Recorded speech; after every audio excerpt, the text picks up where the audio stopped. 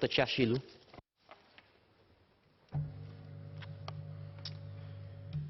Mr. Deputy Speaker, sir, I was born in the 1970s when advances in antimicrobial therapy and vaccination were so blindingly impressive that they led many experts to foretell the end of infectious diseases and epidemics as health threats. How wrong they were. Although here in Singapore we remain rightly focused on the control of chronic diseases such as diabetes, as they pose the greatest burden on our aging population, we must never let our guard down on the threat that infectious diseases pose to a small, densely populated country like ours.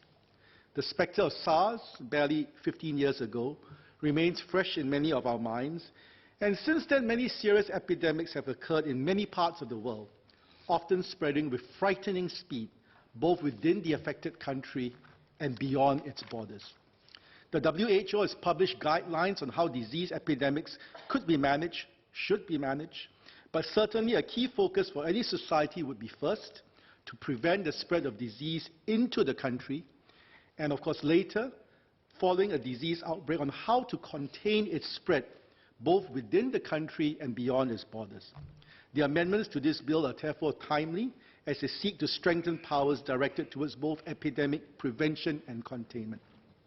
As the Senior Minister of State has just pointed out, presently non-citizen visitors to Singapore travelling from a location with active transmission of a serious communicable disease, such as yellow fever, and who are unvaccinated and thus potential carriers of the disease, cannot be refused entry without first offering them monitoring, disease prophylaxis, or isolation. I agree with the Ministry that this can be impractical, particularly if the numbers of visitors arriving are large, and many countries already reserve the right to turn away unvaccinated travellers. I would like to ask the Minister to clarify whether these new powers also apply to emerging infectious diseases of a serious nature, for which perhaps there may be no known preventive or therapeutic measure. If one recalls the Ebola outbreaks in the not-too-distant past, we debated the measures that were available to safeguard Singapore by controlling the entry of travellers from the affected countries. This had to be achieved via a rather circuitous route whereby travellers from countries with active and significant Ebola transmission had to obtain temporary visas before travelling into Singapore. The new sections 45A and B also refer to monitoring activities. But what if there is no reliable or practical means of screening travellers from hot zones? Second, the amended Section 21 now allows for risk stratification of disease cases and carriers so that they may perform limited vocational duties or make limited travel outside their homes. For cases and carriers, I would like to ask what is the mechanism by which they can appeal for or against that particular risk classification.